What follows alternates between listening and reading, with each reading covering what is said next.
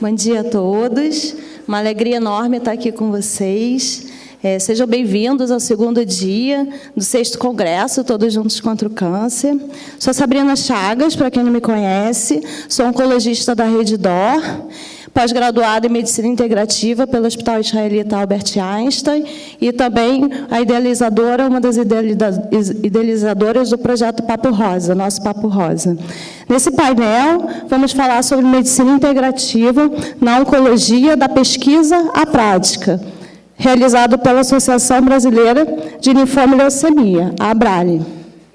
A prática da medicina reafirma a importância da relação entre o paciente e o profissional de saúde.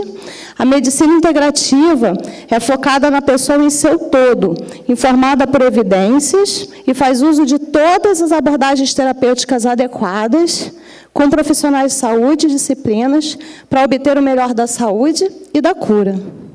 Para falar sobre o tema, eu vou chamar ao palco Regina Chamon, médica hematologista, responsável pelo Serviço de Medicina Integrativa do Centro Paulista de Oncologia, do Grupo Oncoclínicas. Bem-vinda, Regina.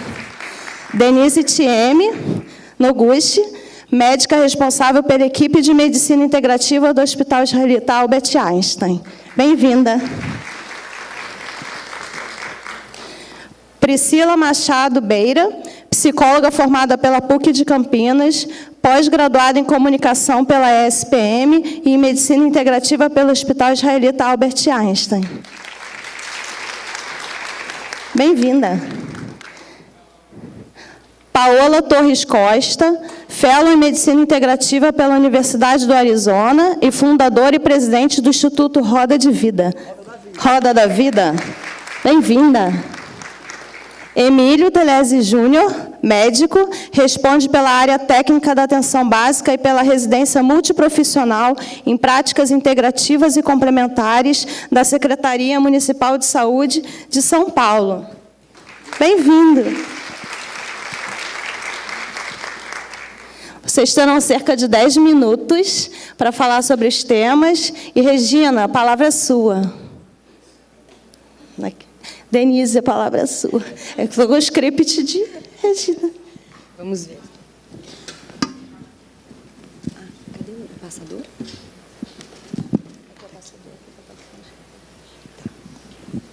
Isso mesmo. Então, bom dia a todos. É um prazer estar aqui pelo 4º ano seguido, participando de uma mesa aqui no TJCC. Eu agradeço o convite à comissão organizadora, e especialmente esse ano a Regina, que ajudou a construir esse painel, né, que realmente é um marco. A Paola estava comentando sobre isso, né? Então, nós termos a chance de discutir esse tema da medicina integrativa num congresso de oncologia é realmente um marco, né? Então, me foi dado o tema para falar sobre os highlights da saúde integrativa na oncologia. E, aliás, Regina, eu que modifiquei um pouquinho o tema, né, de medicina integrativa para saúde integrativa, e eu vou explicar para vocês o porquê. Eu quero começar agradecendo a minha equipe, né, a nossa equipe de medicina integrativa do Centro de Oncologia e Hematologia do Hospital Albert Einstein, o qual eu represento. Então, o Fábio, a Adriana, a Márcia, a Maria Estera, a Fernanda e a Romina. Todo o nosso trabalho é feito em equipe, né, e na medicina integrativa, como eu vou explicar para vocês, o trabalho deve ser realizado de forma interdisciplinar. Então, eu estou aqui representando a minha equipe. E eu não podia deixar de falar um pouquinho sobre a honra de estar realmente numa mesa redonda integrativa. Está com um pouco de eco, né? Não sei se está... Você acha que eu tenho que ficar mais para trás, talvez? Ou mais para frente, não sei. Então, assim, por que é uma mesa redonda integrativa? Regina, a gente se conhece desde 2015, né? E a Priscila também, né? Por acaso, aí desde 2015. Sabrina, nos conhecemos este ano, o ano passado, né? Setembro do ano passado. A Paola, nós nos conhecemos pessoalmente esse ano, mas através de uma aluna da nossa pós-graduação, eu tive a honra também de receber os livros que a Paola escreveu e me sinto que já a conheço há algum tempo, né, Paola? E o Emílio, né, Emílio? A gente também se reviu aí, acho que 2 anos atrás, num simpósio de bem-estar, falando sobre práticas integrativas. Então, realmente, eu estou me sentindo em casa e numa mesa realmente acolhedora, o que favorece tudo isso. E eu vou brincar aqui um pouquinho que o que fez com que nós nos conhecêssemos, né, principalmente eu e aqui as 3 meninas que estão aqui do meu lado, foi a nossa pós-graduação em bases de saúde integrativa e bem-estar. E eu acho que começar falando disso é muito importante, porque quando a gente traz esse tema de medicina integrativa, de saúde integrativa, muitas pessoas confundem com várias coisas, né, com vários termos, com várias definições que não são propriamente medicina integrativa. Então, como eu prometi para a Regina, eu trouxe a definição de medicina integrativa, que hoje já se ampliou para a saúde integrativa, porque a gente entende que para cuidar do outro, né, ou para a gente se cuidar, para olhar para a nossa saúde, não basta apenas a medicina, a gente tem que olhar para a pessoa, então o conceito se ampliou, tá? Então, medicina e saúde integrativa é uma abordagem, uma prática que reafirma a importância da relação de parceria entre o paciente e o profissional da saúde. Ela tem o foco na pessoa no seu todo, ela é informada por evidências, isso é algo extremamente importante, a gente vai também, ao longo de todas as palestras, entender o porquê, e faz uso de todas as abordagens terapêuticas e de estilo de vida adequadas, profissionais e disciplinas para obter o melhor da saúde e da cura. Então, como vocês podem ver aqui pela definição, a gente não está com um foco na doença, a gente não está com um foco em silenciar ou em diminuir ou em apenas, né, fazer o manejo dos sintomas, né? O conceito é muito mais amplo porque é realmente a nossa forma de olhar.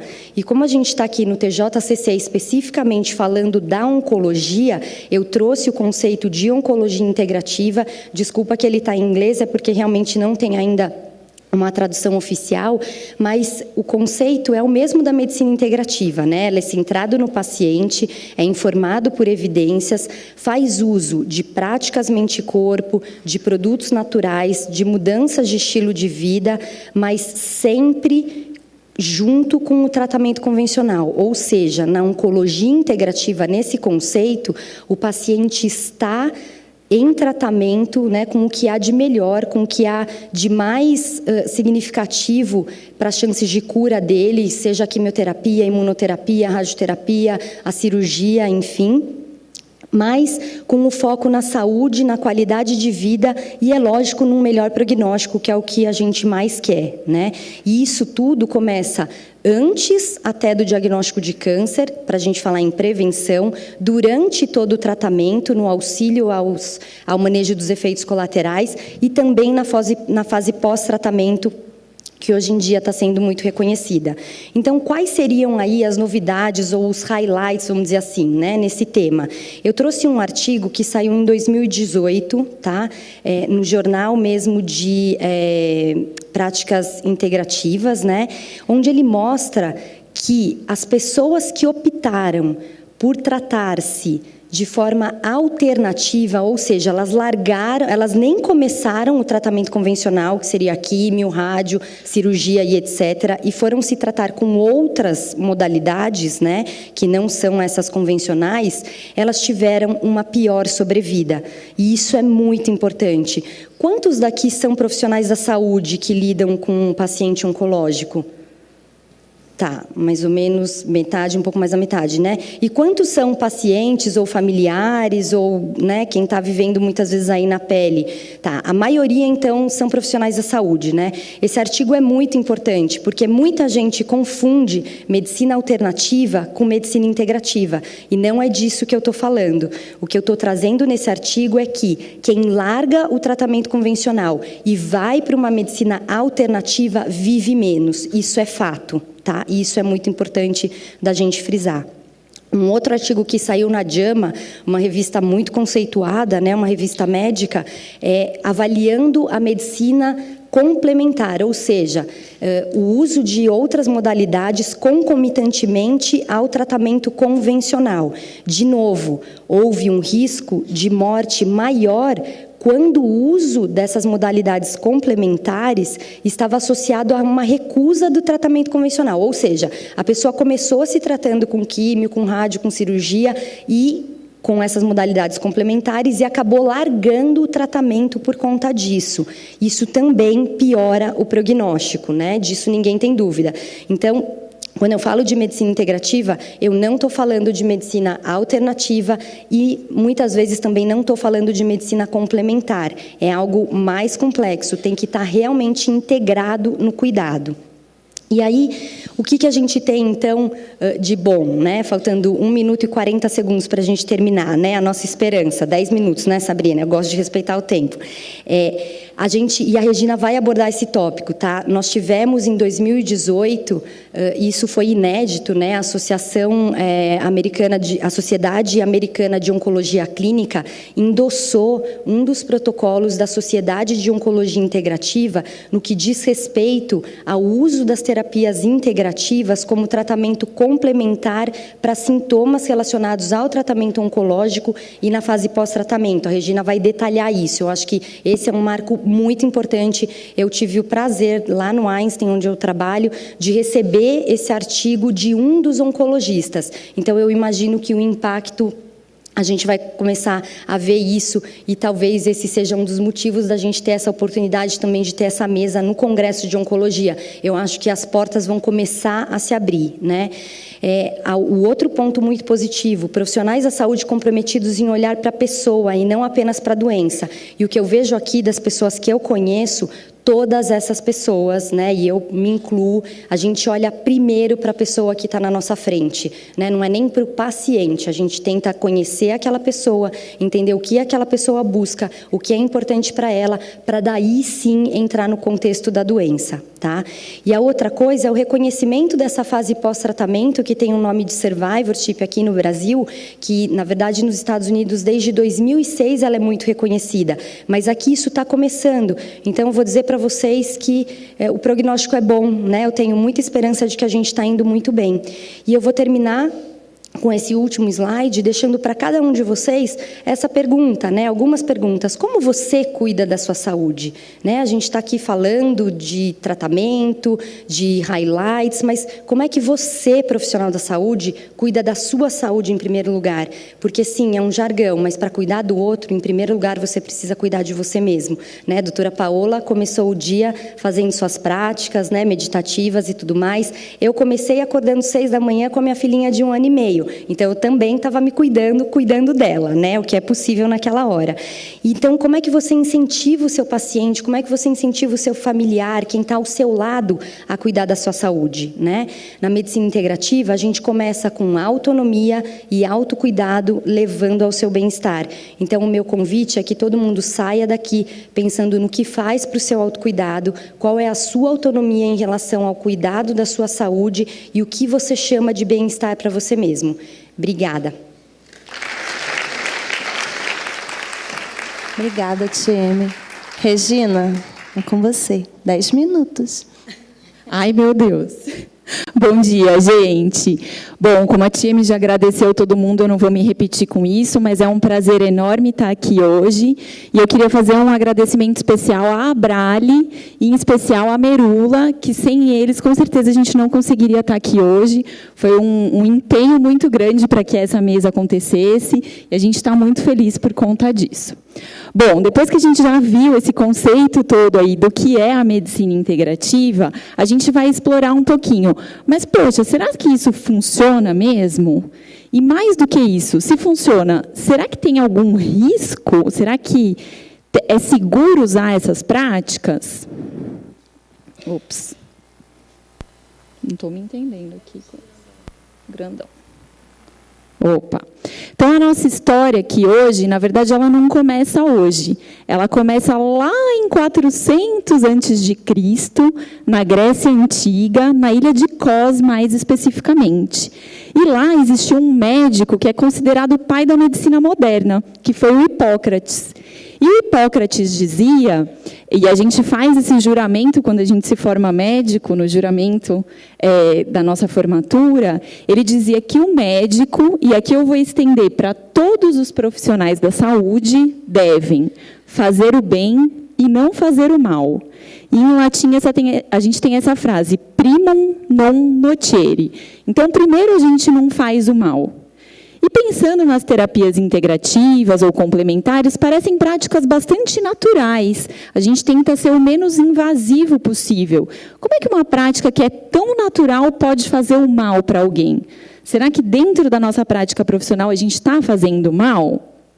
Bom, a gente já sabe, se a gente olhar o que tem na literatura hoje, entre 40% a 80% dos pacientes que estão tratando de algum câncer, eles usam terapias complementares. Esse é um dado americano, mas acredito que pela nossa experiência aqui, ele se repete aqui no Brasil. Mas só 14% desses pacientes comunicam à equipe de saúde que eles estão usando essa abordagem complementar. E aí, a gente vai olhar um pouquinho se tem algum risco e como é que a gente pode atuar nesse cenário. Como a Tieme começou a falar, lá na definição da oncologia integrativa, eu trouxe aqui de uma maneira um pouquinho mais esquemática, quais são os 3 pilares que a gente aborda dentro da oncologia integrativa. Então, a gente tem modificações do estilo de vida, aqui a gente fala sobre alimentação, atividade física, higiene do sono. A gente também tem as práticas mente-corpo. Pensando em práticas mente-corpo, a gente tem meditação, yoga, tai chi chuan, acupuntura também entra aqui como uma prática mente-corpo.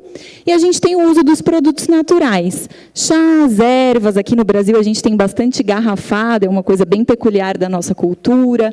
Suplementos, vitaminas, minerais, tudo isso entra dentro dos produtos naturais. Mas a oncologia integrativa ela é uma abordagem que ela é bastante personalizada. Então, a gente vai usar esses recursos de acordo com a preferência pessoal de cada paciente. A gente vai entender o que está dentro dos valores desse paciente, o que faz sentido para esse paciente usar, e aí a gente vai construir um plano de cuidado baseado nisso. Esse plano de cuidado, ele é relacionado à preferência do paciente, mas também à experiência clínica do próprio profissional e também do serviço. Só que a gente só faz isso embasado na evidência científica. A gente só recomenda determinadas práticas se a literatura médica mostra para a gente que aquilo funciona. E aqui a gente cai num desafio enorme. Por quê? A metodologia de estudo que a medicina tem hoje, ela muitas vezes não sabe como medir o benefício ou o risco dessas práticas. Então, a gente tem ainda um desafio metodológico que vem sendo superado cada vez mais, mas ele ainda existe. Além desse desafio, a gente também tem um desafio financeiro. Quem é que vai pagar por esses estudos? Quem que fomenta o estudo nessa área? Como a Tieme falou, eu chamo ela de Tieme, gente. Como a Denise falou, a gente tem lá nos Estados Unidos um braço do NIH, que é a Agência Nacional de Saúde, que estuda as terapias complementares, eles fomentam pesquisa nessa área. E a gente também tem a Sociedade de Oncologia Integrativa, que promove bastante estudo nessa área, que incentiva a pesquisa. E aí a gente teve essa diretriz, um guideline da Sociedade de Oncologia Integrativa, que olhou toda a evidência que tem na literatura médica sobre essas práticas e viu o que de fato funciona e o que não funciona e fez uma recomendação. Então, se a gente olhar essa recomendação, o que fala essa recomendação, que foi a recomendação que a ASCO endossou ano passado? Pensando em dor, o que comprovadamente funciona? A acupuntura funciona muito bem para dor, massagem, tomando cuidado de não manipular a área de catéter ou dispositivos. E meditação funciona também, não porque meditação diminui a dor, mas porque a meditação diminui a maneira como você percebe o quanto aquela dor te incomoda. Então, a gente tem um benefício por essa via de a dor ser menos incômoda. Pensando na fadiga, que é um sintoma muito comum ao longo do tratamento e após, e que às vezes a gente não olha muito para ele, exercício físico é melhor do que medicação, a gente já sabe isso hoje. Então, a prática do exercício físico, 30 minutos, 5 vezes por semana, ela diminui a incidência de fadiga, e quando há fadiga, essa fadiga tem uma menor intensidade. Então, cabe a nós, profissionais da saúde, de fato, recomendar que os nossos pacientes façam. A acupuntura, a gente sabe que tem impacto também, e a yoga. E a yoga também é muito boa para distúrbios do sono. É comum um paciente ter insônia ao longo do tratamento. A gente sabe que a yoga faz melhorar a qualidade do sono, assim como o Tai Chi Chuan, e tem alguma evidência para terapia cognitivo-comportamental também. E pensando ainda nos quadros de ansiedade, a gente sabe que a meditação tem um efeito muito bom, yoga e massagem. Passando aqui para a náusea. A náusea, a gente sabe que a acupuntura funciona muito bem e, quando associada aos medicamentos, tem um potencializa o outro, então a gente tem respostas muito boas. Também para a neuropatia, que é aquela sensação de dor na planta do pé, palma da mão, às vezes uma agulhadinha, a acupuntura funciona muito bem e a massagem, reflexologia de mão e pé também pode reduzir os sintomas. Para a boca seca, a acupuntura funciona bem. Boca seca a gente tem bastante com a quimioterapia, com a radioterapia, e em alguns casos de hormônio. E o fogacho, que é aquele calorão que as mulheres costumam ter muito na reposição, na terapia hormonal, a acupuntura funciona bem, yoga ajuda a melhorar o sintoma, e a gente tem alguma evidência para a hipnose. Bom, mostrei todas as coisas boas, agora vamos lá para as coisas ruins, para os riscos que a gente tem. Então, pensando aí quanto aos produtos naturais, ervas, chás, garrafadas, a gente ainda hoje tem uma dificuldade muito grande no controle de qualidade desses produtos. Muitas vezes a gente não consegue garantir que a quantidade de substância ativa necessária está presente, ou a gente não consegue garantir que é só aquela substância que está naquele chá, às vezes vem alguma outra erva misturada. Então, a gente precisa ficar atento. E também porque esses produtos, tudo que a gente põe para dentro do corpo pode interagir com a quimioterapia, seja via oral, supositório, injeção, tudo pode interagir, a gente precisa ter cuidado. Essa interação com a quimio, ela vai desde uma potencialização do efeito colateral, então uma piora de sangramentos, toxicidade do rim, fígado, até uma interação no sentido de inibir o funcionamento da quimioterapia. E muitas vezes, como profissional de saúde, a gente esquece de perguntar. Então, a gente precisa lembrar de perguntar, está usando mais alguma coisa? Está usando alguma outra coisa para o seu tratamento? Um chá, um produto natural que alguém te indicou, um amigo? E a gente, como paciente, a gente tem que lembrar de falar que a gente está usando. Pensando na acupuntura, os riscos são pequenos, mas tem algum risco de sangramento no local da punção e dor, e um risco muito pequeno de infecção nos casos de neutropenia mais grave. Pensando na meditação, que parece uma prática super benigna, para alguns grupos especiais, principalmente paciente com depressão grave, psicótico, esquizofrênico, a gente tem risco de induzir a surto psicótico e ideação suicida. E pensando na yoga, algumas restrições de movimento, então pós-mastectomia tem restrições de movimento de elevação de membros, também tomar cuidado com catéter, ostomia nas posturas de torção, e com o equilíbrio, porque às vezes a neuropatia tira um pouquinho o equilíbrio, a gente precisa estar atento quanto a isso. Bom, se vocês quiserem tirar uma foto desse QR Code aqui, ele vai encaminhar vocês para uma página no meu site. Lá eu disponibilizei o guideline da Sociedade de Oncologia Integrativa. Também tem um link para esse aplicativo chamado About Herbs, que é do Memorial, um centro bem grande lá em Nova York que cuida de câncer. E aqui a gente consegue ver uma série enorme de interações, produtos naturais. E tem também lá o link para os artigos que eu citei, tá bom? Então, acho que deu aí.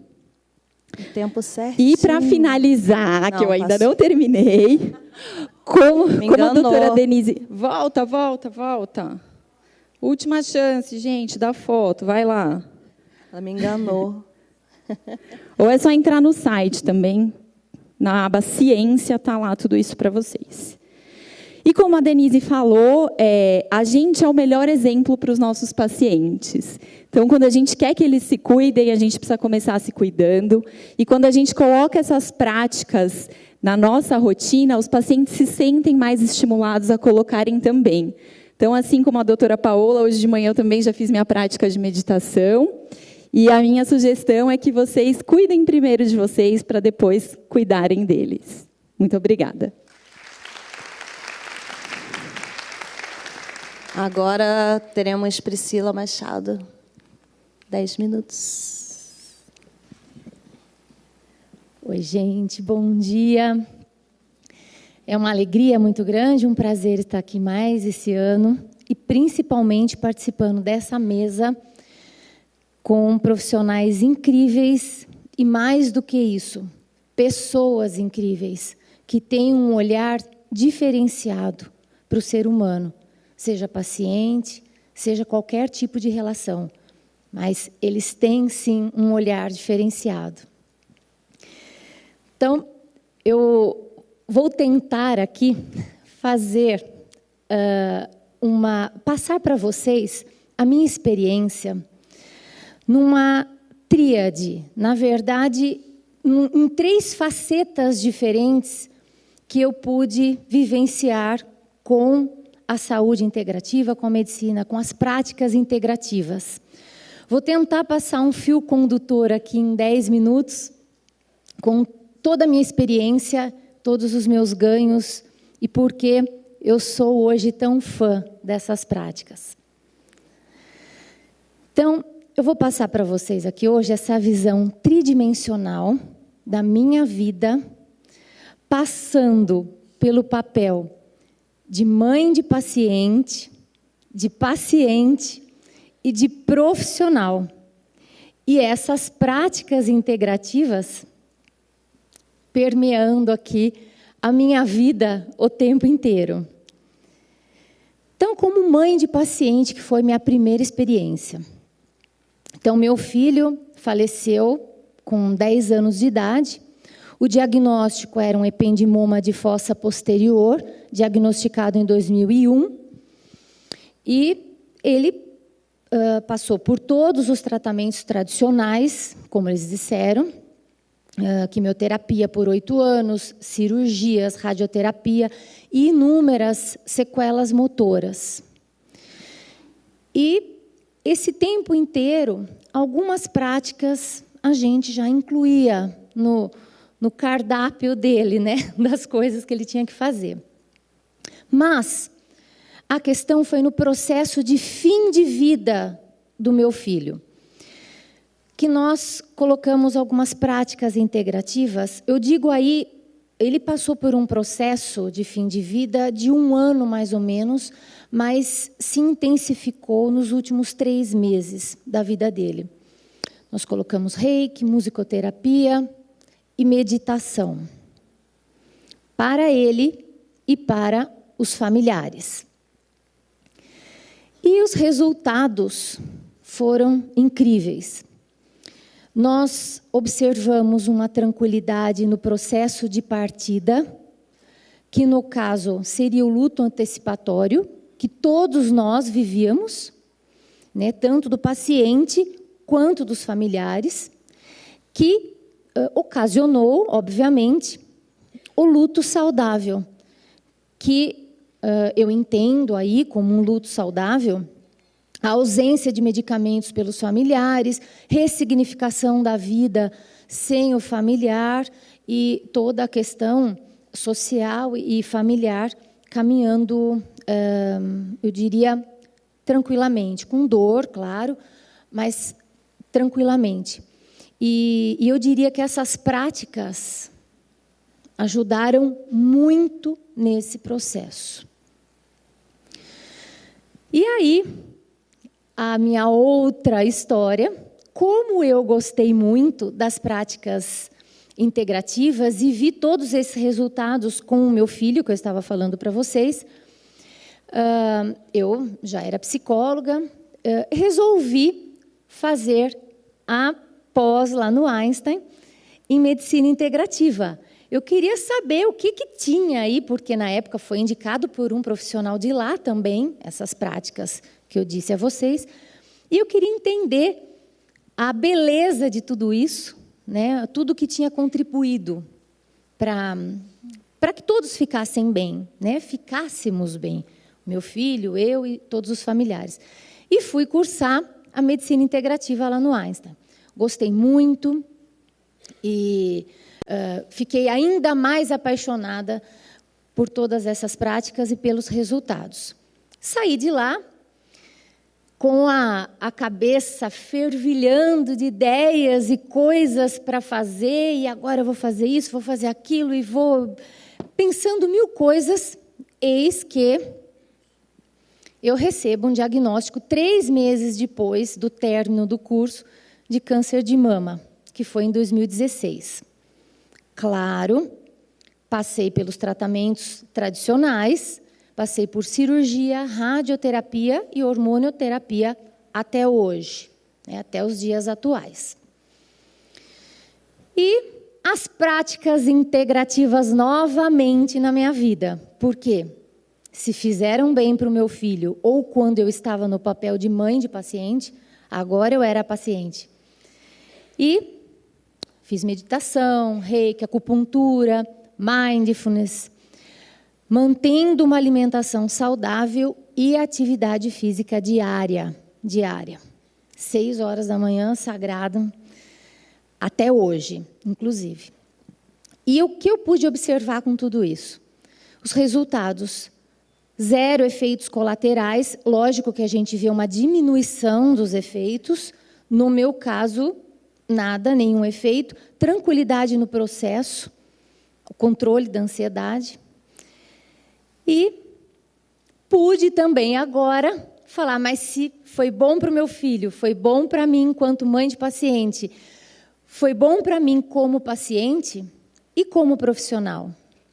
O que eu posso fazer com essas práticas? Então, hoje, eu indico, sim, algumas práticas integrativas para diminuição de ansiedade, o que facilita no processo da terapia, mais foco para a administração dos problemas internos, tanto num caso de saúde, quanto de vida mesmo, e redução do uso de medicamentos e diminuição de crises de depressão no luto, já que hoje eu também sou especialista em luto, por isso que eu estou falando bastante aqui de luto.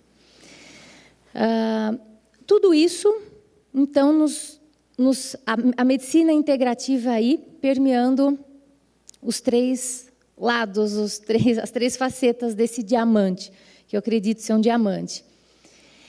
E tudo isso contribui para o que realmente importa.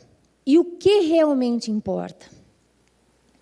Depois de conversar com muita gente, de passar por tudo isso, a gente chega à conclusão de que o que realmente importa é a qualidade de vida. E dentro dessa qualidade de vida, existem alguns itens que eu gostaria de destacar. Os vínculos afetivos entram, é o número 1 do ranking do que mais importa. Sentir-se pertencente ao mundo, existir como pessoa, validação de sentimentos, que dá uma tranquilidade psicológica. Você está bem? Você não está bem hoje? Você está com raiva? Você pode dizer que você não está bem, que é essa validação de sentimentos. A autonomia, que foi falado aqui, e o bem-estar físico. Então, isso é o que realmente importa dentro da qualidade de vida. E a gente vê o seguinte, que as técnicas da medicina integrativa potencializam o bem-estar e a autonomia dos pacientes, transportam-nos e os fazem reviver lugares do passado internalizados de maneira positiva, diminuindo a ansiedade aprisionante, mesmo quando o objetivo é a preparação psicológica para o enfrentamento da doença ou para a boa morte. Facilitam o resgate dos laços afetivos e o bem-estar. Potencializam a vida que vale a pena viver. Então, essas terapias integrativas complementares, junto com os tratamentos, obviamente, tradicionais, trazem, sim, uma melhora muito grande em tudo isso que nós dissemos. E eu pude falar aqui um pouquinho da questão psicológica, do que acontece na nossa mente também, quando fazemos uso de todas essas práticas. Tá bom? Muito obrigada, já deu tempo aqui. Paola, sua vez. Oi. Acho que eu não vou precisar disso, não. Bom dia.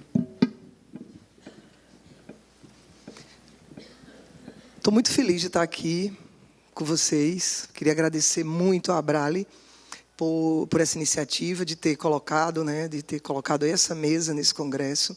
Principalmente no nome, eu agradeço a Merula, e esse agradecimento eu estendo para toda a equipe da Abrale.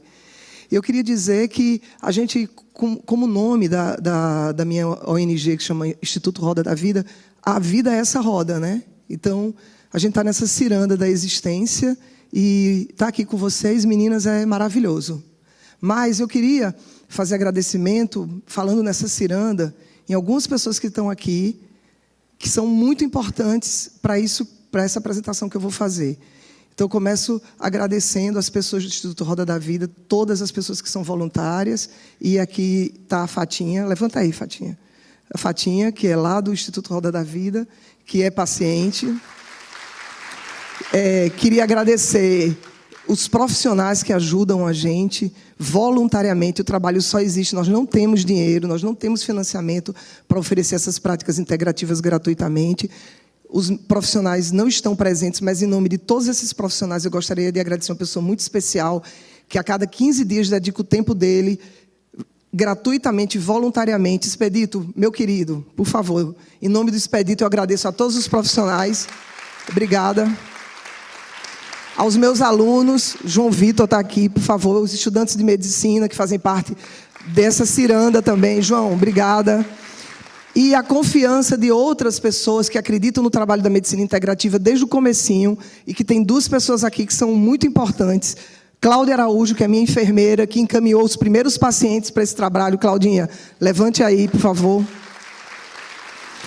E a minha diretora também do Centro Regional Integrado de Oncologia, que confia, que encaminha os pacientes para a gente. Sueli, por favor, levante.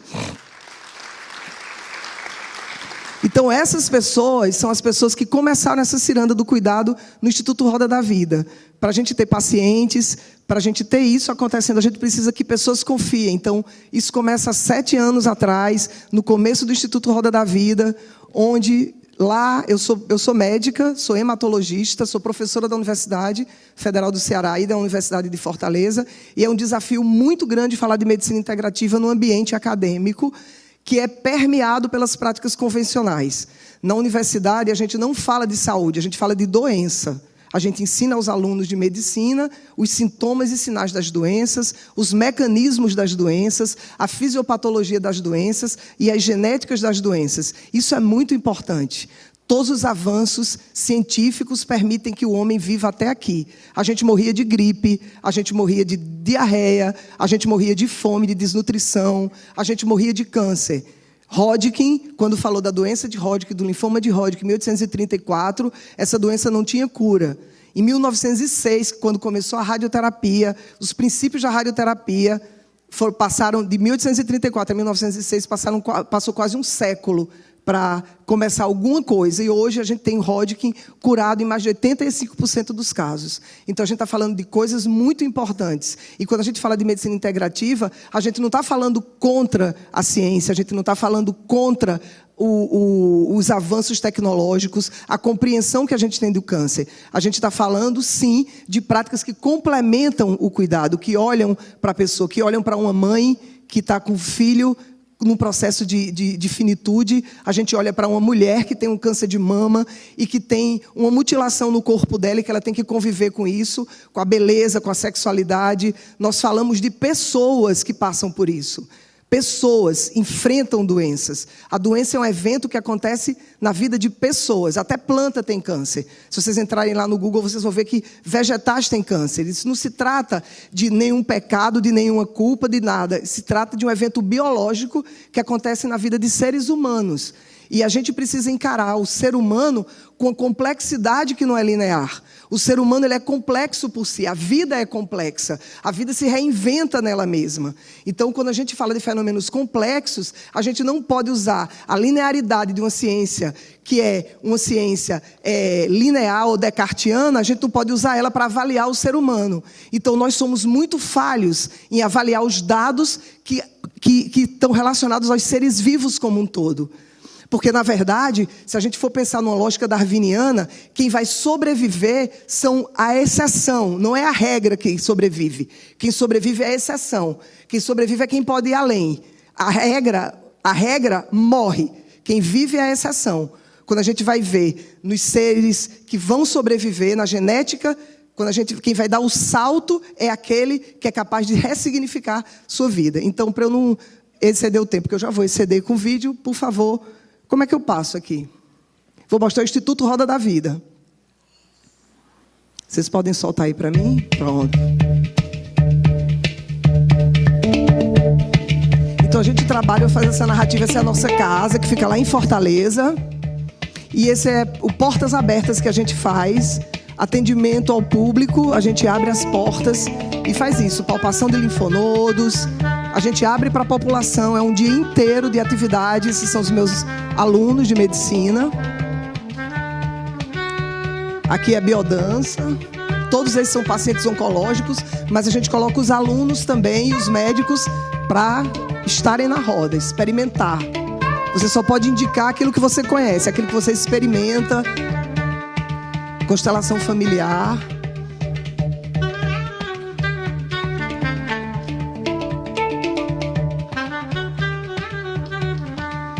Aqui é meditação.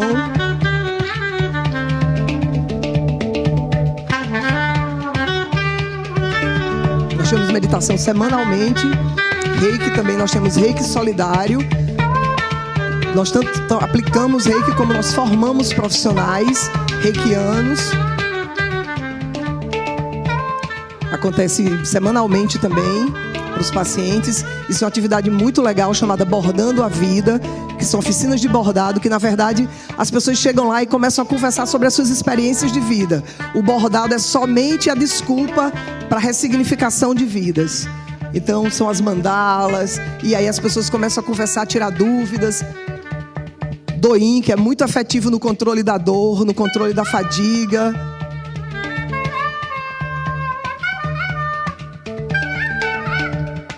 Das neuropatias também ajuda bastante no sono. Então tem aula de Doim, oficina de Doim. A gente também tem um pouco de fitoterapia. E lembrando aqui da farmacopeia brasileira, que é maravilhosa. A gente tem um mérito de ter essa farmacopeia. Nós temos as plantas medicinais do Brasil, que são muito afetivas em muitas coisas, mas sempre perguntando ao seu médico, sempre consultando o seu médico e dizendo o que é que você está tomando e se você pode tomar. Nunca sem o conhecimento do seu médico, por favor. Tai Chi Chuan também muito bom para insônia, para depressão, para fadiga crônica, para neuropatia.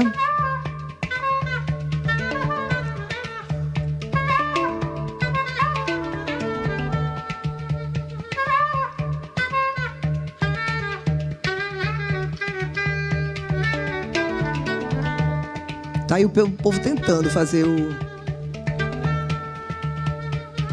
Isso é uma oficina que foi desenvolvida por um professor da universidade e é nossa essa oficina, trabalha os 5 elementos chamada de corpo e emoção, antes chamava P5, isso é uma técnica que foi desenvolvida e foi acreditada por ele, então a gente tem essa publicação.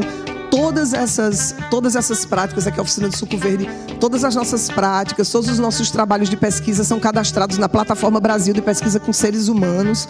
Então, todo esse programa é cadastrado na Universidade Federal como programa de extensão do programa de pós-graduação e de extensão da Universidade Federal. Aqui é a nossa Oficina de Suco Verde, a gente ensina para os pacientes como fazer, eles experimentam também para ver que não é nada... Aqui foi o Fórum TJCC Norte e Nordeste, o nosso famoso TJinha. Aconteceu primeira edição esse ano, com apoio da Abrale, do movimento Todos Juntos contra o Câncer. Vamos fazer no próximo, porque os problemas do Norte e do Nordeste são diferentes dos problemas aqui do Sul. Então a gente precisava deslocar o movimento para o Nordeste para ouvir as expectativas e o que acontece lá. Então foi muito importante. Foram mais de 300 inscritos e foi muito importante para nós discutir nossos problemas, discutir nossas peculiaridades, discutir o problema dos pacientes do Norte também, da dificuldade que eles têm de acesso, dar voz a essas pessoas. Então o Instituto Roda da Vida é essa ciranda de trabalhar o cuidado, trabalhar a pessoa na sua integralidade e também a educação em oncologia, que isso é muito importante, né? Isso é muito importante. Se a gente não educar as novas gerações de médicos, de profissionais de saúde, de psicólogos, de terapeutas, a gente realmente não vai avançar. Então nós precisamos educar, ressignificar vidas, educar, envolver as pessoas, fazer com que os profissionais não desautorizem as práticas integrativas. Não precisa a pessoa se formar em medicina integrativa, ela precisa não ser obtusa, ela precisa se informar melhor. Então é isso, a gente precisa empoderar os pacientes e empoderar os profissionais, falando dessas práticas e avançando na educação em oncologia também. Aí são as conversações colaborativas. Infelizmente eu salvei o filme, outro filme, passou o filme errado. Eu salvei um outro filme. Hoje de manhã eu cheguei bem cedinho aqui, não foi o certo, que aí tinha o lançamento do livro que chama Vamos Falar sobre Câncer, que eu convido todos vocês a irem lá no stand do Instituto Roda da Vida. É todo em cordel. Eu sou médica e sou metida a cordelista, então sou escritora cordelista. E tem esse livro, Vamos Falar sobre Câncer, que é exatamente, a gente lançou na Bienal do Livro, que aconteceu agora. A renda é revertida para o Instituto Roda da Vida e fala exatamente de educação em oncologia com cordel e com cantoria. Com isso eu encerro, mostrando um pouco que lá nas terras alencarinas, lá no Ceará, no Nordeste do Brasil, a gente faz também medicina integrativa. Muito obrigado por vocês estarem aqui. Vamos fazer essa roda girar. Lindo trabalho, Paola. Parabéns. Quero chamar o Emílio para falar um pouquinho. 10 minutos. Bom, eu tenho... ele vai passando. Bem, bom dia a todas as pessoas presentes. Eu quero agradecer o convite e participar desse importante congresso. Eu vou falar um pouquinho da Secretaria Municipal de Saúde de São Paulo, que é o SUS, é o Sistema Público de Saúde, e as práticas integrativas aqui em São Paulo, como em todo o mundo, vem avançando muito, né? E a gente precisa pensar quais seriam as razões da gente procurar tanto as práticas integrativas dentro de um sistema de saúde cada vez com tecnologias mais avançadas. É um paradoxo isso. Ao mesmo tempo que a gente avança na tecnologia, mais a gente procura as práticas integrativas. Vamos pensar um pouco, porque isso vem acontecendo, né, é muito interessante isso, né? Então, a gente está aqui, né, as pessoas que falaram, muito interessante a respeito da importância das práticas, essas práticas nos sistemas de saúde como um todo, e particularmente aqui no combate ao câncer, né? E existem hoje muitas evidências, centenas de trabalhos de pesquisa mostrando a eficácia. Sim, as práticas integrativas são eficazes, é uma nova eficácia. Eu gosto de falar que a gente tem hoje uma nova eficácia para a saúde. Falo isso assim, bem lento, eficácia, né? Porque resolve mesmo muitos problemas de saúde que a gente tem, né? Isso daqui é a Secretaria Municipal de Saúde de São Paulo. Eu gostaria que vocês vissem que essa secretaria ela tem quase 1.000 equipamentos de saúde. Olha, quase 1.000 equipamentos. Tem cerca de 80 mil trabalhadores. É uma coisa impressionante o conjunto de pessoas que tem aqui na Secretaria da Saúde.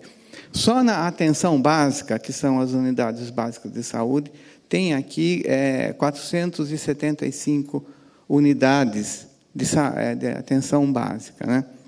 Então, esse é o mapa da cidade, e aquelas bolinhas todas representam os serviços de saúde.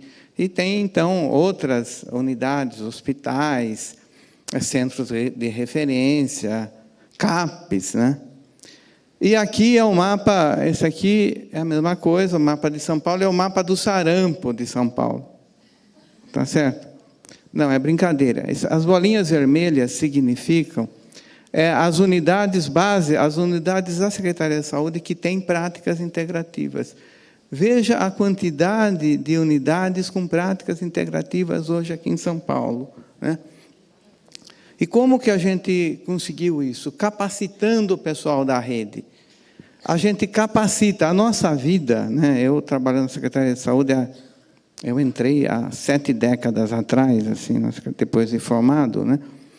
E a minha vida nessa Secretaria da Saúde, assim, se cresceu no campo da capacitação, de formação do pessoal, da rede, que está na rede, né, em práticas integrativas. Então, a gente vive fazendo isso, capacitando o pessoal. E, no começo, quando a gente começou a falar sobre isso, as pessoas estranhavam, porque eu sou médico, né?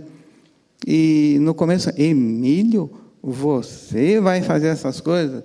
Eu ficava muito inseguro, né? Depois perdi a vergonha, eu ficava assim, mas foi bastante interessante. E agora a gente se sente, até tem um orgulho de fazer esse tipo de coisa, né? E vejam, a gente capacitou o pessoal em todo esse conjunto de modalidades. Tudo que está aí na Secretaria Municipal da Saúde, aí na tela, tem na rede pública daqui da cidade de São Paulo. Lógico que isso não existe em todas as unidades básicas de saúde. Para nós, basta uma unidade ter, por exemplo, dança circular, eu já coloco, já é uma unidade que tem práticas integrativas. E tem meditação às 5 horas da tarde, é uma unidade que tem prática integrativa. Mas nós vamos chegar lá e vamos colocar, na grande maioria, quase...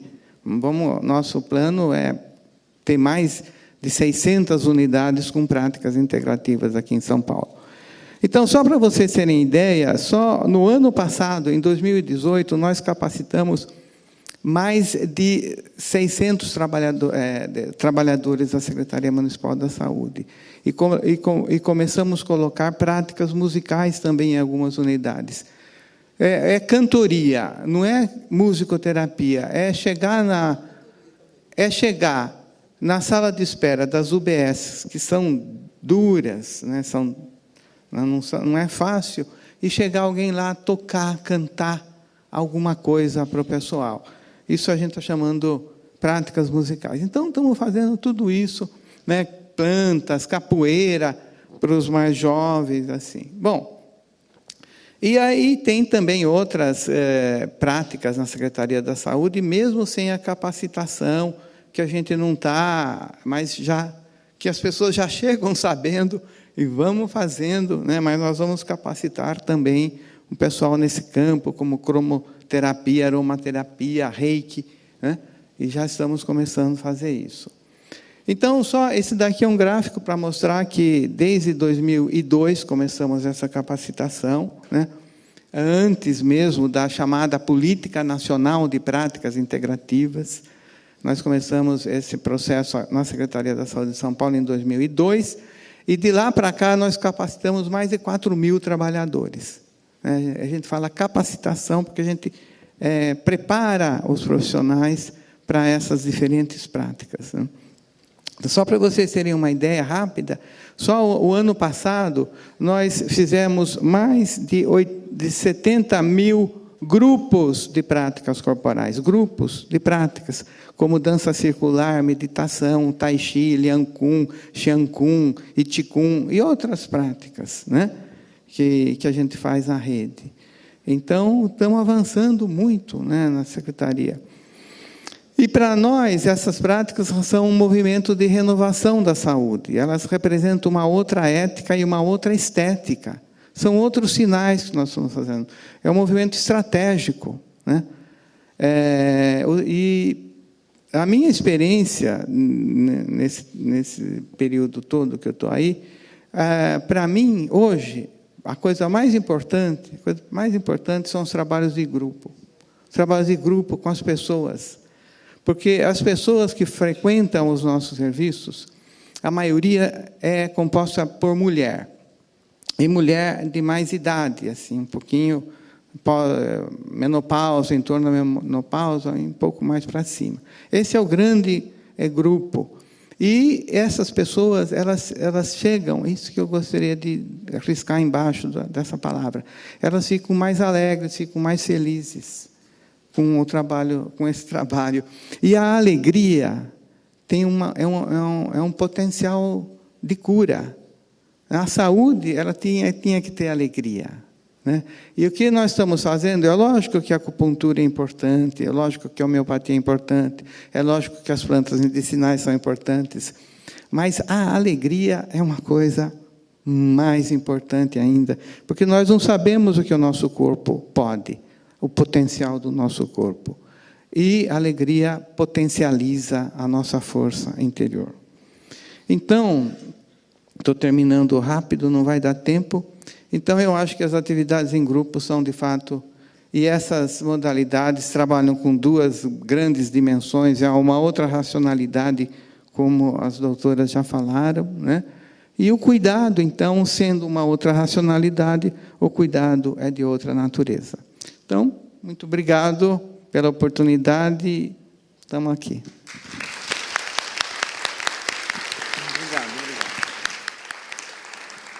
Queria dar um recado, vocês da plateia, vocês podem fazer suas perguntas, escrevendo sua dúvida num papel e chamando um dos representantes da sala em amarelo para eles entregarem a mim.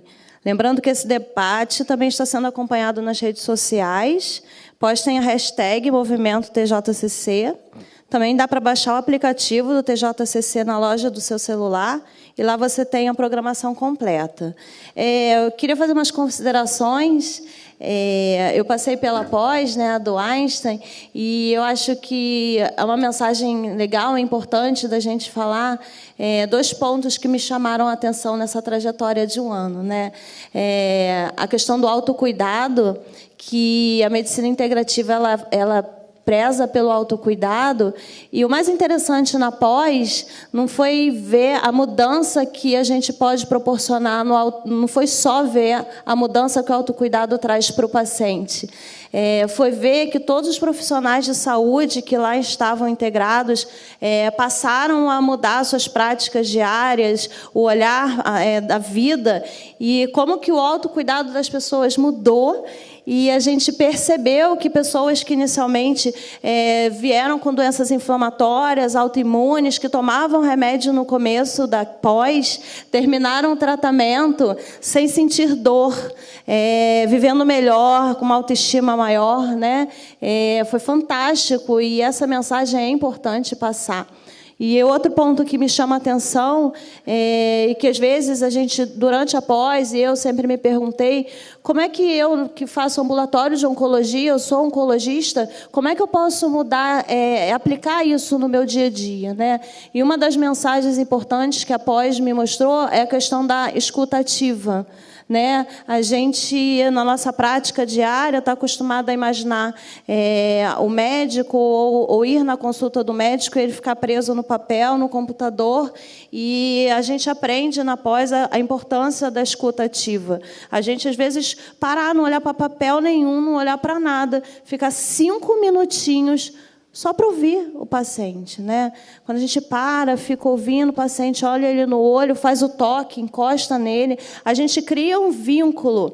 E ali a gente consegue mudar, às vezes, toda a caminhada do paciente, porque, através desse momento, a gente faz com que ele perceba que tem alguém prestando atenção e está junto dele na caminhada. Então, eu acho que foram 2 mensagens muito importantes, né, que é a abertura para tudo isso que foi falado aqui.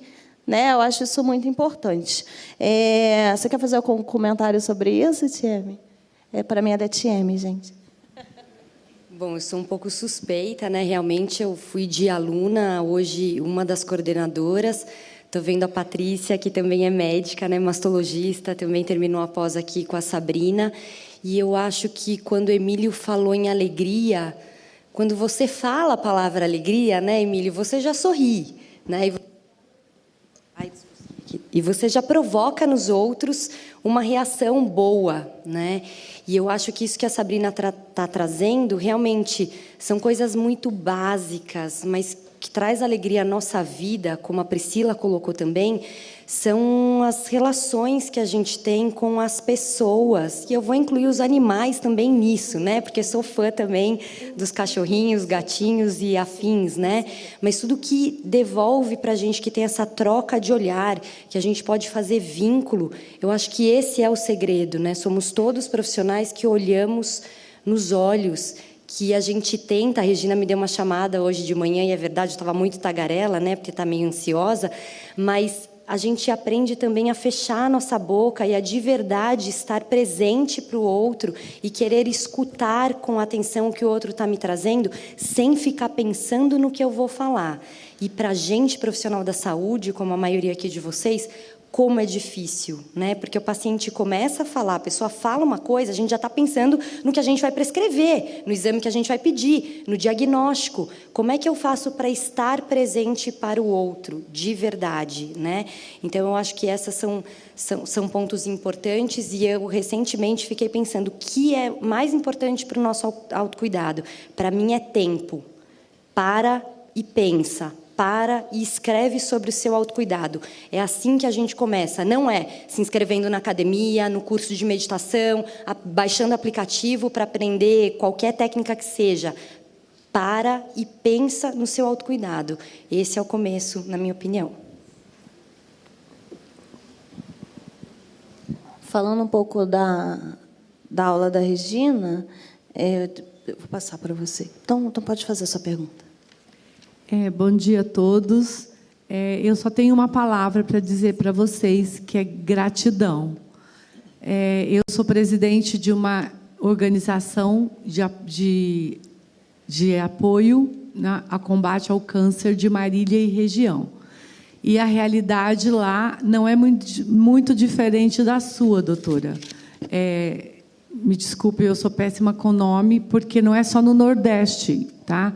No interior de São Paulo também há uma restrição, há uma resistência muito grande, tá? Principalmente dos médicos, tá? Eles acham que as práticas integrativas vão tirar os pacientes deles e rotulam de N nomes.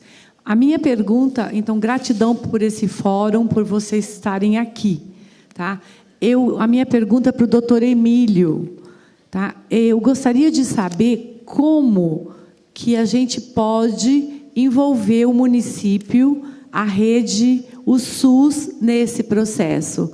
Porque, por exemplo, lá na nossa instituição, nós estamos ofertando um curso, foi um projeto patrocinado pela Cooperforte, estamos formando 30 terapeutas em terapias integrativas e complementares, em práticas. Mas o objetivo desse pessoal é trabalhar, porque eles estão em plena atividade laboral. Então, eu vejo já uma dificuldade em contar com esse pessoal como voluntário, como acontece com a doutora Paula, né? É a doutora Paula? Eu vou ter alguns voluntários, mas são poucos. Então, nós vamos iniciar, dia 2 de outubro, a gente inaugura o nosso projeto de práticas integrativas lá na Associação de Combate ao Câncer, com 5 práticas, para começar. Mas a gente precisa ter um convênio com o SUS ou com a unidade ou com a saúde complementar para conseguir atender, tá? Então eu gostaria que, se ele tem alguma sugestão. Muito obrigada. Obrigado. Seu nome é? Maria Antônia. É Marília, né? Não, você é município de Marília, né? Marília. Então, veja, você não trabalha na Secretaria Municipal da Saúde, não é? Lá de Marília. Não, né? Então, aí a primeira coisa é identificar dentro da Secretaria pessoas que tenham interesse nesse campo. Tá certo? Nós, aqui em São Paulo, temos parcerias com várias instituições privadas. Isso é muito importante, né? Não pode ficar só no setor chamado setor público. Mas, assim, tem que identificar dentro da Secretaria pessoas que tenham esse interesse. E tem, com certeza tem. Marília é uma cidade desenvolvida, tem pelo menos 2 faculdades de medicina, não sei se tem uma terceira, entendeu? Então, não tenho dúvidas que Marília tem gente com vontade de fazer as práticas integrativas dentro da Secretaria Municipal da Saúde. Acho que o primeiro passo é conversar com essas pessoas, procurar pessoas desse campo. E daí começa a rolar, né, alguma coisa aí nesse sentido. Eu queria falar uma coisa nesse sentido de educação. Por que é que eu acredito tanto em educação e por que é tão importante? Esse ano, agora em julho, eu fiz 30 anos de formada e 20 anos que eu sou professora da universidade. Então, hoje, eu tenho alunos que são meus colegas, e que foram meus alunos. E eu tenho uma aluna que agora está na Secretaria Estadual de Saúde. E ontem foi minha aluna. E foi também vice-presidente da Sociedade de Medicina de Família e de Comunidade. E, coincidentemente, quando ontem eu chego no hotel, recebo um WhatsApp dela. Eu queria sua ajuda para a gente fazer uma rede de cuidado oncológico no estado do Ceará. Até pedi ao Tiago, o pessoal da Abrali, para a gente pegar essa declaração. E as conversas colaborativas que a gente fez lá também já está tudo pronto, para a gente começar a trabalhar numa linha de cuidado. E eu disse para ela, sou professora dela, olha aí a vantagem. Puxei as orelhas dela e eu digo, vamos colocar a medicina integrativa nessa linha de cuidado, viu, dona Magda Almeida? Aí ela, é mesmo, né, professora? Eu digo, lógico. E por isso que eu acredito na educação de jovens. João Vitor está ali, ouvindo isso, trouxe ele para cá, para ele ouvir, chegar lá e dizer aos colegas dele. Criei lá o POEM, o Programa de Orientação em Medicina Integrativa, a disciplina Base da Medicina Integrativa, igual Emílio. Lógico que eu tive medo de fazer isso no começo. A gente tem muito medo. Eu só consegui fazer isso depois que eu sou professora titular da universidade. Depois que eu já cheguei no nível que o povo diz, deixa essa velha doida fazer essas coisas mesmo. depois que você tem um quórum, depois que você já formou muita gente.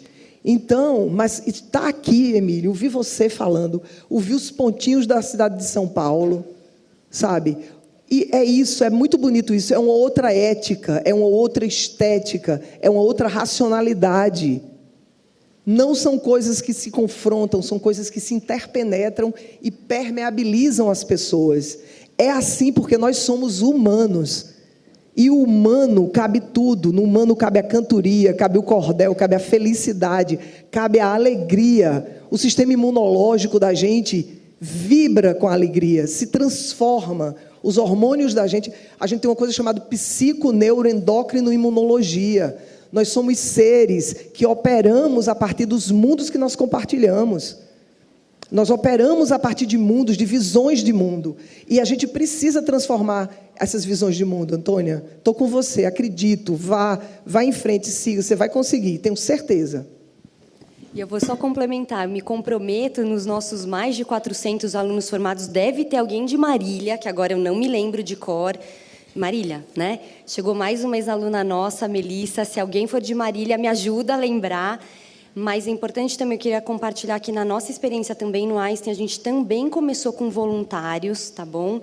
E qual foi a chave para realmente as portas se abrirem depois de 10 anos? Levou quase 10 anos.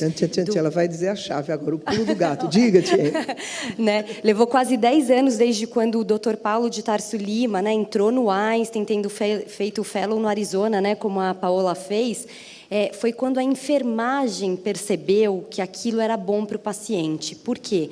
Porque a enfermagem vai até o médico e diz: doutor, chama aquela equipe, deixa eles fazerem o que eles sabem fazer, porque aquilo é bom, eu vi, pode confiar, não vai fazer mal.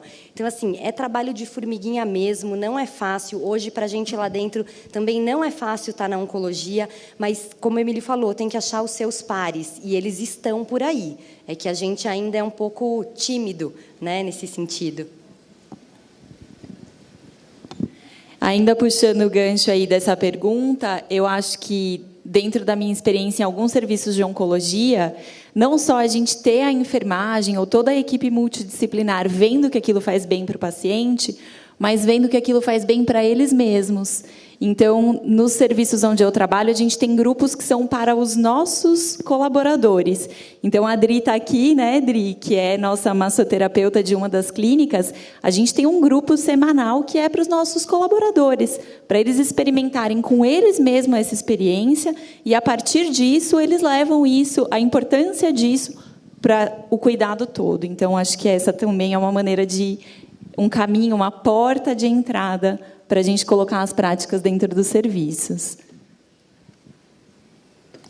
E, mais uma vez, reforçar, né, que segundo os dados que a gente tem, 70% dos pacientes oncológicos eles usam alguma terapia complementar. 70%, é muita gente. Só que a maioria deles não comentam com seus médicos. E como a Regina mostrou, algumas dessas terapias podem atrapalhar. Então, é muito importante os médicos saberem que existem as terapias, saber abordar e saber como elas funcionam. Então, é uma questão fundamental. A gente não precisa orientar, mas a gente precisa saber que existem e saber conduzir o paciente e lembrar de perguntar, porque a maioria usa alguma terapia complementar. Eu acho que, pelo menos, o médico não desautorizar já é alguma coisa. E outra coisa, não tem problema nenhum você não saber de um determinado dado e você se informar. Sim. Muitas vezes o paciente chega para mim e diz assim: doutora, passaram tal exame para mim, um exame assim moderno, ou que eu não sei. Eu digo: não sei qual é esse tipo de exame, mas eu vou me informar e vou dizer: a senhora acha que eu posso... Espera aí, deixa eu me informar. E eu sempre digo assim, que eu sou uma boa médica, pessoal.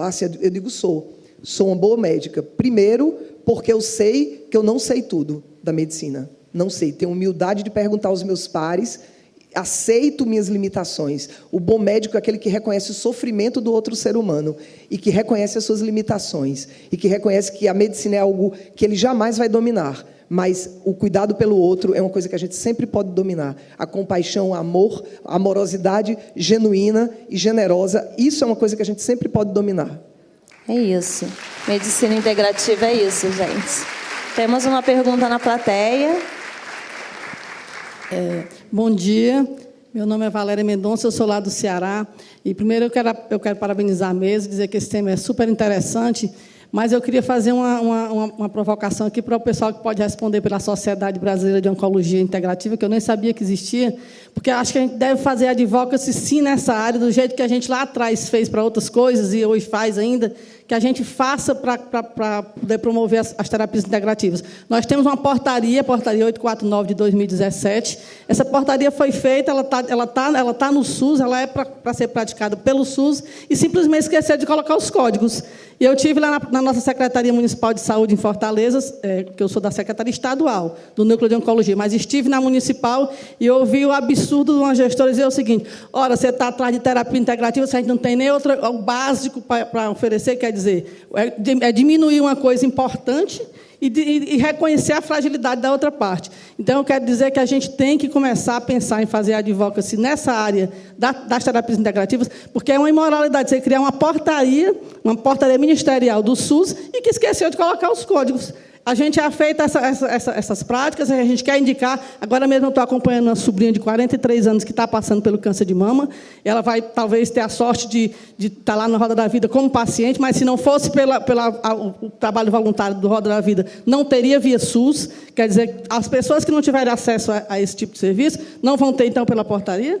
E a outra coisa também que a gente tem que pensar, a portaria também diz, alguns gestores dizem o seguinte: é porque a gente não tem serviços especializados para cadastrar. Deviam ter pensado isso quando foram fazer a portaria. E serviço especializado tem sim. Tanto é que o Roda da Vida está lá e pode muito bem ser credenciado pelo SUS. E por que não foi ainda? Então, a gente vem tentando isso, viu, Valéria? Você já, inclusive, já tinha me dito que ia ajudar nisso e tudo, tal. A gente vem tentando, mas é como você diz. Tem a portaria, mas não tem os códigos, a gente não consegue avançar. Como é que você vai poder cobrar, né? E outra coisa que eu fico feliz, eu trabalho exatamente com a gestora que a senhora citou agora, que é a doutora Magda Moura, e certamente, se ela se comprometer, ela vai fazer, porque ela acabou de chegar na secretaria com uma visão muito inovadora e muito proativa. Certamente, se ela disse que vai colocar a terapia integrativa na questão da saúde da família, ela vai fazer. Então, assim, eu queria mais era dizer que a gente tem que aproveitar um espaço como esse e sair daqui com o encaminhamento de fazer coisas práticas, tipo chegar nos estados e nas secretarias municipais e estaduais e cobrar, que as secretarias comecem a cobrar do Ministério que coloque os códigos. Como é que você tem uma portaria e não tem os códigos? Como assim? Como é que você vai cobrar? Como é que você vai fazer? Obrigada. Emílio, você quer fazer algum comentário? Eu acho que eu gostaria de ouvir mais as questões outras. Tá. Como é que faz aqui para atender 7 mil e tantos, se não for pelo SUS? É pelo próprio município, é sem a portaria. Eu gostaria de saber de São Paulo, como é que faz? Bom, São Paulo tem a rede básica aqui da saúde, todas essas unidades. Nós estamos ampliando, todas as pessoas têm direito de usar os serviços, né? Cada vez nós estamos ampliando mais. A nossa meta é chegar em 2022 com 100% da rede básica com práticas integrativas. Estamos fazendo um esforço grande nesse sentido. Não entendi? Sim, sim. Todo atendimento realizado aqui em São Paulo, ele é registrado, é computado, passa pelas secretarias de Estado e vai para o Ministério da Saúde. O Ministério da Saúde não paga os serviços que as práticas integrativas realizam. A gente não ganha assim, mais dinheiro por realizar práticas integrativas. Não tem, né? E isso não é próprio só de São Paulo, é próprio do Brasil inteiro, né? O SUS não paga a mais para você fazer práticas integrativas ou não. O SUS compra remédio, paga procedimentos, outras coisas, mas práticas integrativas é uma coisa que precisa fazer parte do cardápio, né, do Ministério da Saúde pagar. Estamos trabalhando para isso também. A gente não pode ficar esperando receber para fazer, senão a gente não fazia isso que estamos fazendo. Eu acho que só queria dizer uma coisinha que as meninas não tocaram, somente rápido. Nos Estados Unidos, os planos de saúde pagam medicina integrativa, saúde integrativa. Está lá o seu médico, se o seu médico indica e tem a evidência e tudo, é pago, o profissional é pago para fazer aquela prática. Então, é pago sessão de yoga, de reiki, de meditação, de acupuntura, tudo direitinho. A gente já tem, né, acupuntura e homeopatia contemplados pelos planos de saúde, mas outras práticas, outras PICs nós não temos. Mas nos Estados Unidos existe, sim, o pagamento efetivo pelos seguros de saúde das práticas. Eu vou fazer uma pergunta aqui do papel que trouxeram, mas antes disso vou só fechar o que a gente falou agora. Todo ano eu vou no Congresso Internacional de Oncologia, que acontece em Chicago, é o maior congresso que a gente tem. Quando eu comecei aí, eu sempre me interessei pelo tema, medicina integrativa, espiritualidade, patient advocacy, todos esses temas. Quando eu comecei, isso já tem bastante tempo, as salinhas eram lá no terceiro andar, no outro bloco, lá no fundo. E, com o passar do tempo, elas foram passando para o segundo, e as salas enchendo. E, esse ano, eu não fui, mas eu pedi para alguém ir para mim, ir lá dar uma olhada, o que estava acontecendo. A sala já está no outro, ainda está no outro bloco, mas está no primeiro andar, logo na frente, e a sala lotada. Então, a gente, às vezes, fica com essa vontade, né? Por que não? Por que as pessoas não entendem? Mas é um trabalho que a gente vai montando ao longo do tempo e vai acontecer. A gente já está construindo uma caminhada, né? Um trabalho bonito, e daqui a pouco vai estar na sala principal, eu tenho certeza. Olha nós aqui no teatro. Exato. Regina, é uma pergunta que chegou aqui no papel. A auriculoterapia pode auxiliar de forma efetiva e comprovada no tratamento oncológico? Pode sim, a gente já tem vários estudos mostrando que a auriculoterapia é bastante eficaz, principalmente para náusea, né? Náusea, vômitos, como um complemento, claro, a gente não usa ela isoladamente, mas usa complementando. A gente também tem bastante evidência que a auriculoterapia melhora a fadiga e também neuropatia. Não sei se todo mundo está familiarizado com esses termos, mas a auriculoterapia ela é uma terapia onde a gente coloca uma esfera na orelha em pontos que são pontos da acupuntura. Só que, ao invés de colocar a agulha, a gente pode colocar uma sementinha de mostarda ou uma esfera de cristal, e isso fica na orelha do paciente aí por uns 5 dias, e ele vai apertando. Então, o que a auriculoterapia faz é estimular os pontos da acupuntura, e a gente já tem evidência suficiente para utilizar isso dentro dos protocolos. Queria só, Valéria, a sociedade que eu falei de oncologia integrativa, talvez eu não tenha me expressado bem, a Sociedade de Oncologia Integrativa ela não é brasileira, ela é uma sociedade que está situada nos Estados Unidos, mas o trabalho dela é multicêntrico, inclusive a Denise é membro da sociedade. Agora, em 19 de outubro, a gente tem o congresso que vai acontecer em Nova York, mas o trabalho deles a gente usa, são vários centros do mundo que estão fazendo, mas não é brasileira. Tá mas bom? A gente vai montar uma sociedade brasileira, né, Regina? Iremos. Oncologia integrativa. Estamos no caminho. Só falar que eles estão bem interessados atualmente na América Latina, então realmente tem um movimento já começando a acontecer, com o embasamento todo que eles possuem, eu acho que vai dar uma força muito boa nesse sentido. A gente está com 11 minutos para o fim da mesa. Eu tenho que deixar um recado para, nos intervalos, vocês aproveitarem para visitar a área dos estandes na Sala São Paulo, que tem um coffee break especial. O Espaço Bem-Estar, localizado na Sala Salvador, traz esse ano tatuagens em 3D para a reconstrução mamária. Temos 2 perguntas breves para a gente poder mandar nossa mensagem final.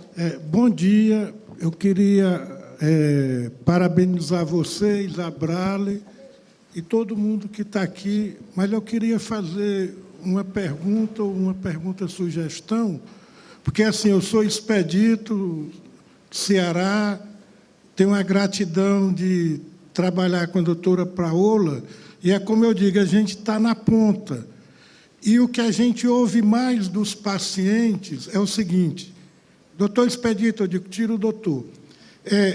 Eu não vou falar para o meu oncologista, nem para a equipe, que eu estou fazendo isso, porque eu vou levar um carão. Carão no Ceará é bronca. Está entendendo? Então, é muito comum você ouvir isso.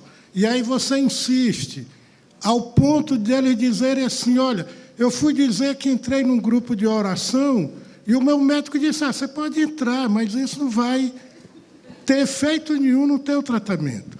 Então, assim, o que é que está sendo feito de cuidado com quem cuida, no sentido, os médicos? Não é que eles participem de oficinas, de workshops, mas, por exemplo, no hospital de vocês, que é de grande porte, e que tem a formação integrativa, que tipo de trabalho é feito com o oncologista de lá? Porque eu também tenho clínica aqui em São Paulo, e eu ouço de paciente que é de oncologista de lá essa mesma coisa. Ele foi falar que isso é besteira. Sabe? Você pode até fazer, você está perdendo seu tempo. Você está entendendo? Isso é muito comum. E como eles têm assim, a coisa de validar, do saber, fica muito difícil, até porque não é interessante você ir mostrar para o paciente que aquele profissional ou aquela equipe está fazendo alguma coisa errada ou orientando errado, porque o tratamento básico é com eles. Então, isso passa a ser uma coisa muito séria. Assim, tem paciente que tirou 40% do fígado, e o médico diz assim, ele falou que eu posso comer tudo, até carne de porco. Aí eu digo, mas por que ele falou até carne de porco? Entende? Se na cultura diz que é remosa. Então, assim, tem uma coisa muito... que eu acho assim, esse solo desse tipo de... Porque é como eu digo para eles, olha, eu acredito 95% no diagnóstico que o modelo biomédico faz. Eu não acredito 15% no prognóstico, porque lá no Nordeste a gente vê gente se curando sem participar de grandes medicamentos ou dessa coisa de medicamento de ponta, entende? E o que a gente usa lá é, como ela fala, é alegria, é fazer, porque é o seguinte, tem médico que ele fala tanto no prognóstico dele que o câncer é violento, que vai acontecer isso, isso e isso, que é quase uma programação que ele cria para o paciente. Então, assim, o que é que está sendo feito para os profissionais? Expedito, você está trazendo um ponto extremamente importante. Eu vou trazer um pouquinho da nossa experiência, né, de novo, lá no Einstein. Eu acho que, para alguns assuntos tabus, realmente gerações precisam passar por isto, né? Precisa começar na nossa formação. Eu sou oncologista pediatra de formação, a gente tem aqui, né, 2 hematologistas, uma oncologista, né, uma psicóloga, o Emílio, desculpa, sanitarista, um médico sanitarista, e nós não tivemos nada disso na nossa faculdade, né? Então, muita coisa que hoje parece um senso comum de que, sim, dieta pode ter relação, né, com o surgimento de doenças crônicas, inflamatórias, mesmo pode ajudar, né, dentro de outros fatores, que é sempre multifatorial, mas ajudar numa maior chance de ter câncer, né? Só que isso não foi nos dado na faculdade. Então, quem está nesse meio foi atrás dessa informação. Todos os profissionais deveriam estar se atualizando, é claro, né? Mas aconteceu algo esse ano, pelo menos lá no Einstein, foi o primeiro ano que os residentes de oncologia oficialmente passaram conosco na medicina integrativa. E isso, para mim, já representa uma mudança, porque, pelo menos, os nossos residentes lá, eu sei que vão entender o que é, e, realmente, as residentes que passaram até agora, né, foi até agosto, elas nunca tinham ouvido falar em medicina integrativa, elas nunca perguntaram para os seus pacientes se faziam uso de alguma outra coisa, porque nunca passou pela cabeça delas isso. Então, concordo com você, a gente tem que colocar na educação, na grade curricular, né, a Paola está falando disso, de ser professora numa faculdade, de ensinar. E tem um outro ponto, se a gente for atrás de artigos, né, em revistas bem conceituadas, isso também já tem saído em publicações, e eu costumo brincar, a gente anda com isso embaixo do braço, porque quando um oncologista pergunta ou duvida, a gente mostra, olha, saiu na Nature, saiu na JCO, que é a revista de oncologia clínica, no seu guideline do NCCN, ICD-10, né, que é mundialmente utilizado, está escrito intervenções integrativas. E saiu em 2019 a atualização de que o médico tem que ser capaz de liberar o paciente para fazer yoga ou não, por conta dos riscos que a Regina falou. Então, assim, já tem uma pressão para que esse médico comece a responder essas perguntas. A primeira pressão vem do conhecimento que está aí, né? Os pacientes têm esse conhecimento. E eu acho que já está tendo uma preocupação, sim, de inserir esses temas na formação dos profissionais de saúde. Nosso trabalho de formiguinha está chegando lá. Última pergunta, rapidinho, temos 4 minutos. Bom dia, meu nome é Silvia Rosado, amei a palestra. A minha pergunta vai para a doutora Paola e Renata, se puder me responder. No ponto de vista de vocês, a oração ela pode ser considerada uma meditação? Não. A oração ela não é considerada uma meditação. A meditação ela tem especificidades muito particulares. E tem técnicas para isso. Existem técnicas, existem estudos mostrando. Mas a oração é uma prática, sim, mente e corpo. Ela tem efetividade.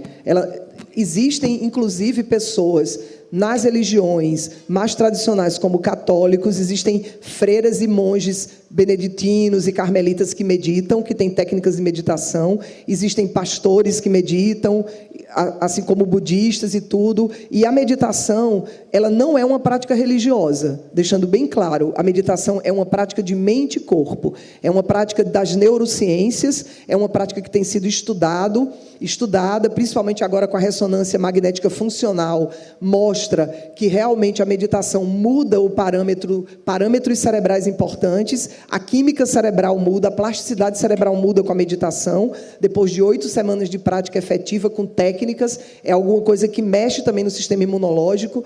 Não sei se a Regina vai falar sobre isso, mas existe um trabalho que foi publicado no ASCO, com pacientes com leucemia linfocítica crônica, mostrando que a meditação, inclusive, influencia nos marcadores de superfície de linfócitos B de pacientes portadores de leucemia linfocítica. A oração é uma potente ferramenta de mente e corpo, é uma potente ferramenta de controle do sistema imunológico, da dor e tudo, mas ela não substitui a meditação. São 2 práticas diferentes. Eu inclusive, recomendo a oração, é uma prática de extrema efetividade. Meditação também não é recomendado para todo mundo, somente para aquelas pessoas que realmente sentem afinidade pela técnica. E isso é outra coisa, porque a gente precisa colocar o paciente no centro do cuidado, e colocar o paciente no centro do cuidado é não empurrar no paciente aquilo que o médico acredita, é escutar o paciente e ver o que é que ele pode colocar dentro da vida dele, incorporar dentro da vida dele. Então, eu recomendo realmente a oração como uma técnica muito efetiva, mas ela não é a mesma coisa da meditação. Regina. Não, acho que já falou tudo. Vou deixar uma sugestão aqui para quem quiser ler um pouquinho mais sobre meditação. Eu faço parte do grupo lá da Unifesp e a gente tem um curso de formação de facilitadores em meditação para profissionais da saúde. Esse curso é liderado pelo Dr. Roberto Cardoso, que é um médico brasileiro, e ele tem um livro que se chama Medicina e Meditação, um médico ensina a meditar. Então, esse livro é bem bacana porque traz com uma linguagem muito simples o que é a meditação, todos esses benefícios que a doutora Paola falou, e lá ele fala sobre a diferença entre as práticas. Todas essas práticas, elas ativam a nossa resposta de relaxamento. Eu vou falar sobre isso agora na nossa próxima mesa, lá na galeria, e elas são benéficas uma independentemente da outra. Cada uma tem uma especificidade, tem um benefício diferente, mas todas elas promovem esse equilíbrio do nosso corpo. Então, elas são diferentes, mas elas se complementam, né? Somente um comentário, assim, que eu acho muito importante que a gente, nessas mesas, a gente fale de coisas importantes. A tecnologia, por exemplo, né? Existe pesquisadores que desenvolveram um aparelho chamado MUSE, M-U-S-E, MUSE. Esse aparelho, ele tem uma versão, a gente usa ele no aplicativo no iPad, e a gente coloca ele assim na testa e aqui por trás da orelha, e a gente liga ele, E ele é um aparelho que a gente consegue registrar no iPad ondas cerebrais de quem está usando. Ele já é acreditado nos Estados Unidos para pesquisas com meditação. Então, quando a gente coloca nos pacientes, a gente consegue ver a mudança das ondas cerebrais, da qualidade das ondas cerebrais, porque existem ondas que mostram que o cérebro está numa qualidade de relaxamento maior. Então, não é somente uma coisa, é bom, que bom, eu estou me sentindo. Não, a gente só não tem ainda tecnologia suficiente para medir essas coisas. Essas coisas não são fenômenos marcianos que acontecem e treme coisa, não sei o quê. Não é nada disso. As cirurgias que tem, de campos energéticos e tudo isso a gente não consegue mensurar porque a gente não tem tecnologia para isso, mas a gente vai ter, né? É isso, gente. Quero agradecer a todos, aos nossos palestrantes. Aproveitar para pedir para vocês visitarem os estandes e as ações. Ainda hoje, a partir das 17 horas, a gente vai ter uma apresentação especial com o maestro João Carlos Martins. Os próximos debates voltam às 11h15. Antes de me despedir, chamo os coordenadores de sala para que entreguem aos nossos convidados a declaração para a melhoria da atenção ao câncer no Brasil. Obrigada a todos.